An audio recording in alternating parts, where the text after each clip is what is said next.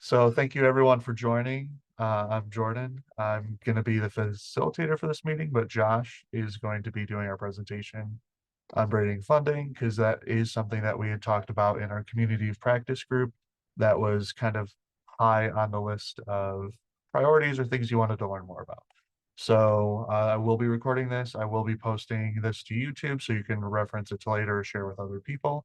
Likewise, I will be sharing the slides from this presentation afterwards in an email as well. So you have access to those for future reference as well. If you have any questions, you can always reach out to me and then I can get in touch with Josh if it's something specific that might be relevant, a question that he can answer that I cannot. Feel free to use the chat for any questions. There's a Q&A section for that.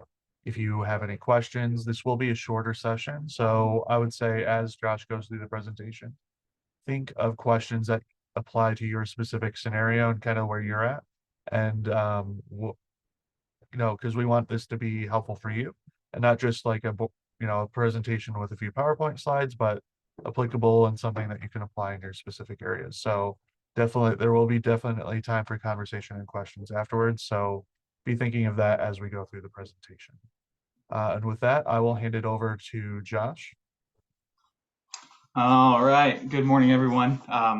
So, like Jordan said, my name's Josh Koons. I've actually dealt with many of you for one reason or another, but just to give a little more information. So, I'm a grant manager with the Department of Commerce, Employment, and Training.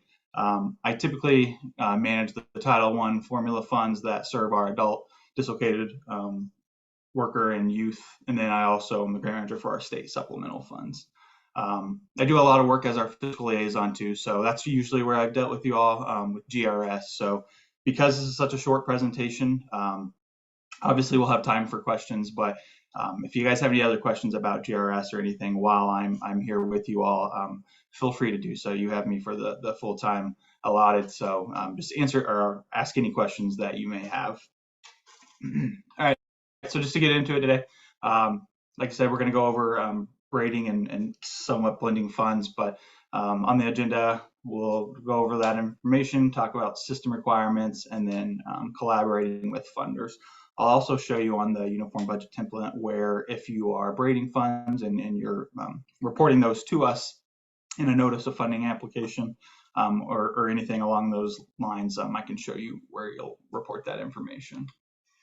All right, so our objective today is for you to improve your understanding of braiding funds, explain the system requirements that may be needed for one reason or another. We'll walk through the template and then I'll answer any specific questions you may have.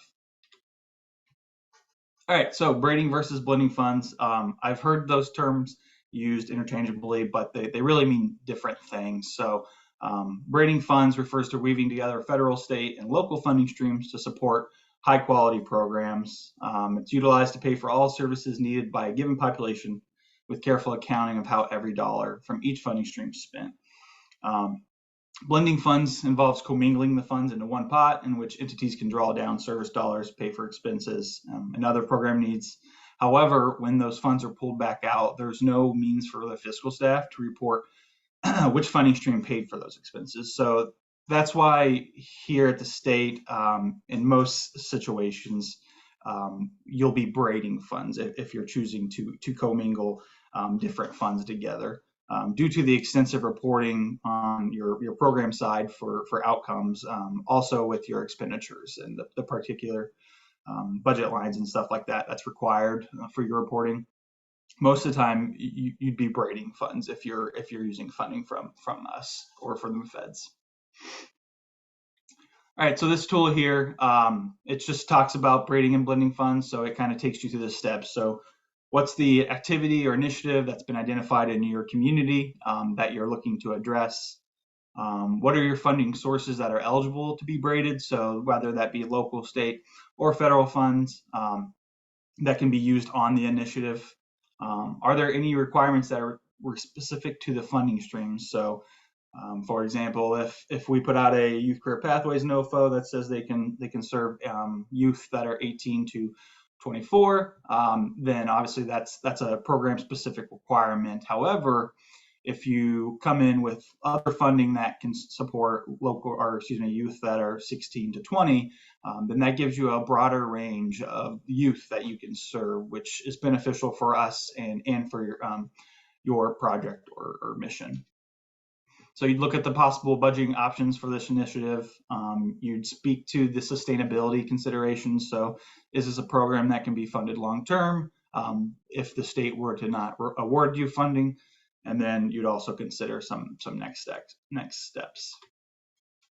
All right, so the term braiding is used because multiple funding streams are initially separate, brought together to pay for more than one, or brought together to pay for more than one funding stream, and then pulled apart to report to funders on how the money's been spent. An example of these funds that we've seen in real world action is so the grant manager, or excuse me, the grantees for our local workforce funds are able to use the JTED funds for their barrier reduction. That's not something that the federal WIOA allotment allows. So that barrier reduction just allows for those wraparound services that help those individuals become more successful. Typically, braiding funds is only an option due to the federal requirement to carefully track staff time, and expenses. So if it wasn't for the extensive reporting that the federal dollars that we receive ask that we report to them, then maybe there'd be less restrictions on some of these funds. But that's why braiding funds is more beneficial than blending. But it's important to ensure that each funding stream only pays for costs directly associated with the intent of the funding. So there have been times where individuals served someone that was outside of the scope of work or the objective of the notice of funding. And then, that could be considered disallowed cost depending on the situation. So it's just important that you're making sure that you are meeting the requirements of the notice of the funding opportunity, as well as serving the participants that you're intending to serve. So some system requirements. This is very broad, but the system obviously must allow for sufficient reporting. So it's important that your accounting system, your case management system, or whatever that you're using at a local level that we haven't provided, you're able to report that up to us. So that's one barrier that we see with some of our grant opportunities, is that individuals have their own accounting system that they're reporting this in, and translating that to our system, which is archaic, as all of you know, tends to be kind of a challenge. So it's important that as long as your system that you're recording your information in is able to translate that to our system that we are required to have you guys use. Just to note that fiscal officers should start with the most restricted funding stream and allocate expenses for eligible participants until those funds are exhausted. That just makes it easier for you all to make sure that you're using the full amount of resources that are given to you. And then this may include eligibility requirements, time and effort for reporting for staff, and then expense logs. All right, so this is just a little guide that I found, but it just walks through the actual braiding funding process. So the first step here is that a youth arrives at a front door. The front door staff confirm eligibility and document allowable services, and they deem that this youth is eligible for services 1, 2, and 3. Sorry if you hear the siren in the background. So front door staff determine they're eligible for 1, 2, and 3. However, funding stream A is the one that'll be providing the service for 1, and then funding stream C is providing services for 2 and 3. So it's important that the backdoor staff build the funding streams properly and accurately, so that stream A is paying for the service that was tied to 1 here, and then funding stream C is paying for the services for 2 and 3. All right, so it's important that you know exactly what each funding stream can pay for. Braiding may be necessary due to limits on services, kind of like that example I provided with the youth opportunity. So know your reporting and audit requirements for each funding stream. If you intend to braid funds, it's important that you're communicating that to us, just so we know what the plan is. We feel comfortable with what you're doing, and we can make sure that the program will meet the requirements of our funding opportunity. It's also ideally your system would not ask personnel to allocate their time to funding streams, but it will request that they allocate their time based on the activities they're performing. So to keep going with the collaborating with funders, so to implement a successful braided funding model, work closely with your funder, and it's critical. So it's important that you avoid pitfalls, because the last thing you want to do is design a program that utilizes different funding streams and meets your community need, but then doesn't meet the requirements of the program manager's intent of the notice of funding or the funding opportunity. Build commitment. So working closer with the funding funder increases investment in the program and gives a better understanding. So if we feel good that you guys have a grip on blending the funds, or excuse me, braiding the funds, then we will feel more comfortable, and then it'll help us make a decision on funding you if we're talking about a merit review or something along those lines. And it's important that the funder understands the scope of what you're accomplishing, utilizing multiple funding streams, and how that differs from what you can accomplish using their funding stream alone. This will alleviate funders' fears of the funding being supplanted. And what I mean by that is there are times where a organization will have a program already set in place, and they have funds going towards that, but they come in for funds from the state to replace the funds that they're using, and they're supplanting the program they already have with our funds. So that's not the intent of the funding. It's there to be an additional resource to provide additional resources and funding to your program. And that's the end of the presentation. But before we go to questions, I'm just going to show you here the JTED budget template. And this is a round one template. So this has, I think it's actually has changes if you're a JTED round two grantee, if there's any on this call. I'm not 100% sure, but so if you'll remember from the uniform budget template, there's a section A, and this is state funds. So this is the grant funds you're requesting, and you'd complete all the different tabs for all these budget lines. While section B here is for non-state of Illinois funds. So if you are trying to braid funds or expand a program outside the parameters of the JTED notice of funding or the guidelines, then you could do so by entering, or you could at least record that to us by entering in section B non-state funds. And if you go through each one of these tabs, you'll see here, and I'm sure you all have seen that this here is the state total for adult, state total for youth, and there's also a non-state total. So if I were to enter a non-state total here, it's going to carry over to section B here. And then that would, in this example, would have been a fringe benefit that it would have reported for me. So we can see what other funds that you are leveraging or matching with other funding sources. So if you would like to record that information, that can be done on this form. I don't believe for JTED, unless I'm not sure if one of the program managers is on, but I don't think it's a requirement that you report your match funds or anything like that. But it does help our merit review team see the full picture if you're talking about other funding sources and where you plan to implement that. So with that, that's all the slides that I have to share. So I'm going to go ahead and stop sharing. Jordan, is it easier for them just to unmute and ask questions? Yes. Yeah, there is one Q&A that came in. And I don't know if Tammy or Shannon, I think Tammy and Shannon are on the call. This might be for them.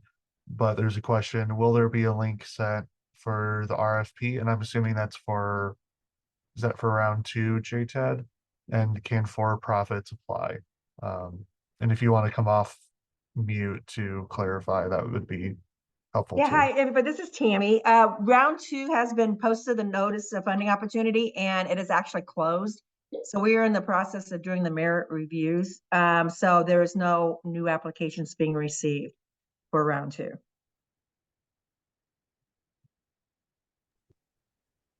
Katrina, yes, we do plan to. I hadn't sent the slides over to Jordan yet. Just making some minor edits. So once I send them to him, he'll send them out to the rest of you all. Yeah, I should have those up by tomorrow, by end of the day tomorrow to everyone. I have a question. Sure. This is Lisa Ziegler with Gov State University. How do people do this with all the different start dates and end dates and not knowing what funding is coming up? How does this all play out? That's a tough question. Yeah. I think it depends on their capacity and how much staff they have. So obviously, smaller organizations I think have more of a challenge when it comes to trying to meet all of our requirements at the state. And GATA a lot make us enforce as well as because I feel like some of our local workforce areas. And not to just keep going back to them, but that's kind of where my area of expertise is. But they all have, I mean, there's organizations that have 5 or 6 grants, and they're for different purposes, but they have the staff that allows them to be able to have program managers for one grant, and they also have the fiscal staff that are able to that know well how to break down the different costs. So I know that's probably not the answer you're looking for, but I think it has to do with capacity. I think that's why they're able to do it. Okay, thanks. And I agree with Josh. And it's, like I said, it's to the benefit of like the JTED program. What funds are you leveraging to benefit the same like program or scope of work or whatever? So, in some such like with the first round of JTED, we had barrier reduction only, and they had to identify the complementary grants. So they may be using WIOA or other funding sources that they've got. So when you're developing your program, if for a sustainable program in an agency, what does that look like? And then what resources do you need to bring in to keep that program running? So it could be that, you getting money from JTED, you may be, I don't know, maybe you're having something coming in from a philanthropy group that's doing like more barrier reduction. So it's what does that program look like and what's supporting it? Throughout, and once you said like it's, you get funding sources or, different timelines and years and everything else like that too. So you have to really look at it as far as, within JTED's a 2-year project. So within that 2 years, what are the other things that we can pull in that's going to help support it and provide additional resources for our participants?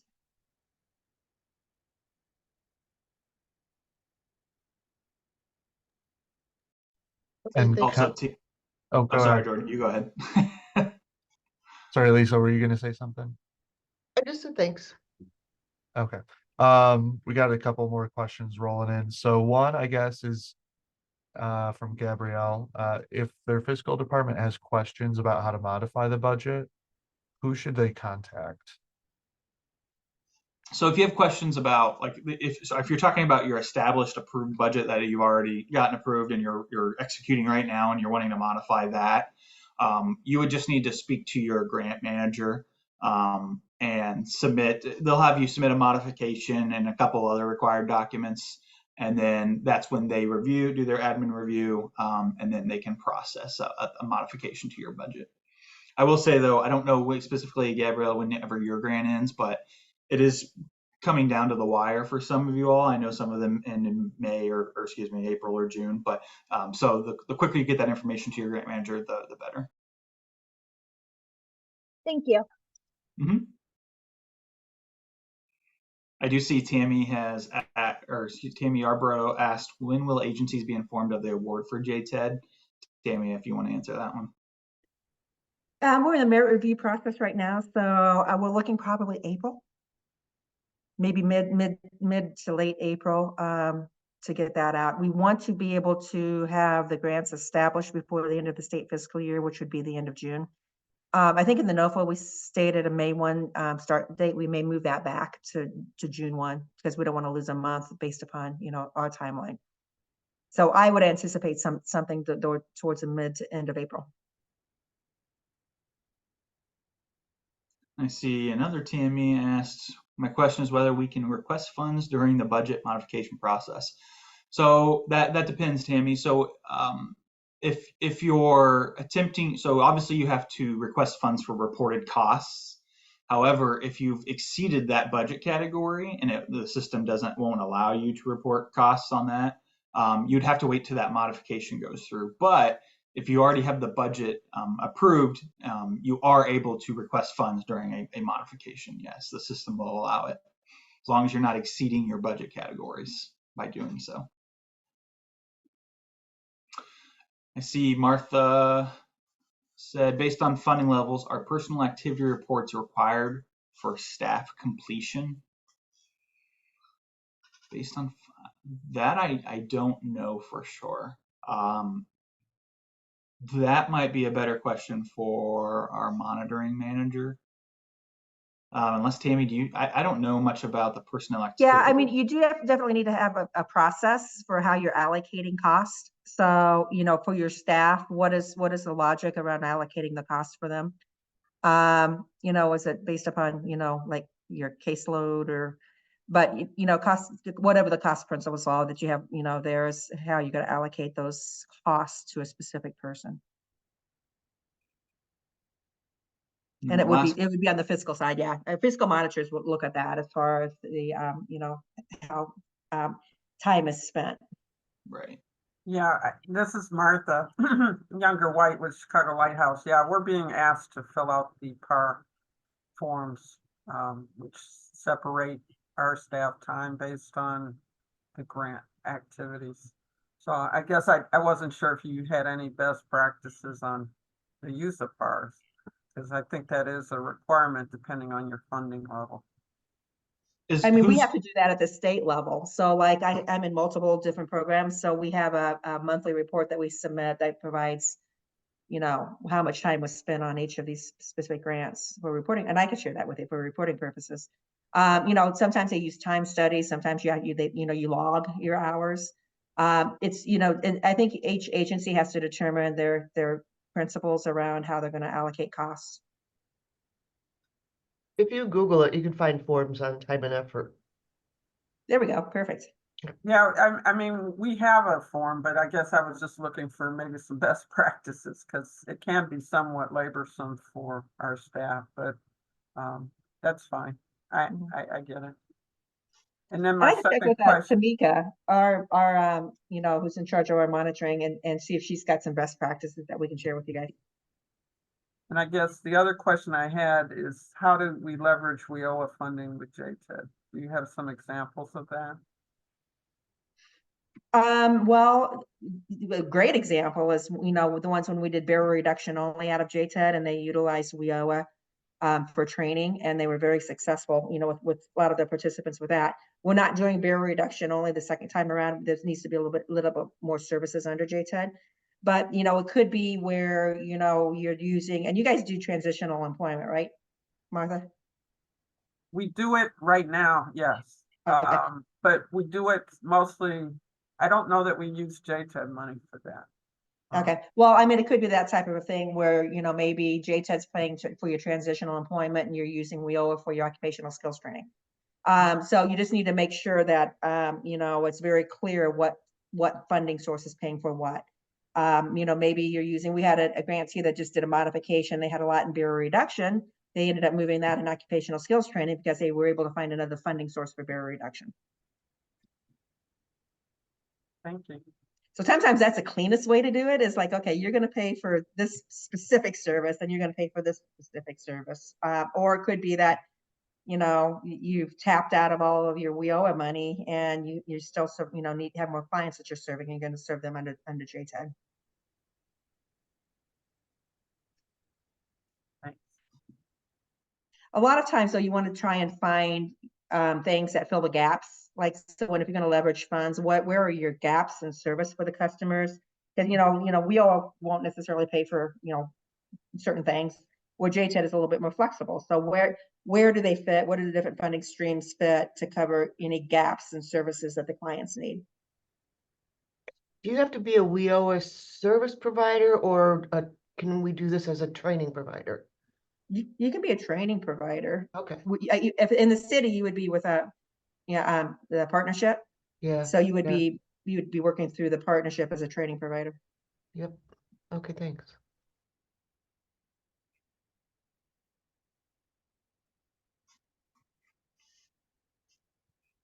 Any other questions around braiding funds or just in general?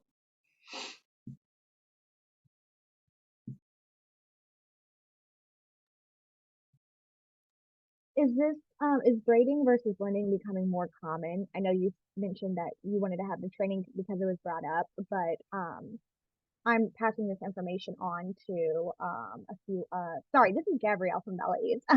But this is something that I'm passing on to other people in our agency, and I just want to make sure that they're aware if this term is becoming more common.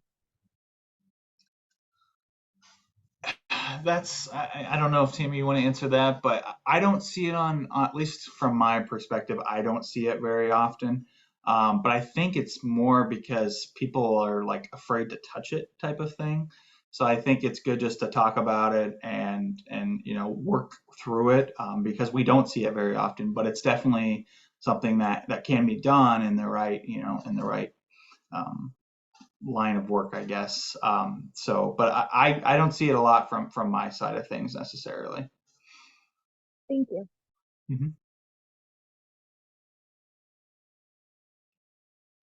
And just as a reminder, that we will have a community practice on April 17th. I will have Amy and Brittany from the office that in ICSBS, the office that I'm from, kind of doing a session on kind of maybe more how to find these opportunities, like what are some of the things that you can look for, kind of more as you're looking to apply these things. And as a follow-up to this conversation, just because this is creating a lot of dialogue and I know is on a lot of people's minds, on kind of how you do that kind of in the day to day. So we will be having a follow-up. So if you're looking for these opportunities, this is something that we will be revisiting later this year in April, in the next month. So even if you don't have any questions today, as you kind of look for opportunities and see like, hey, next, what are our plans for the next fiscal year? We will have a chance to revisit this conversation in April as well, and kind of a dialogue space like this too with some other presenters.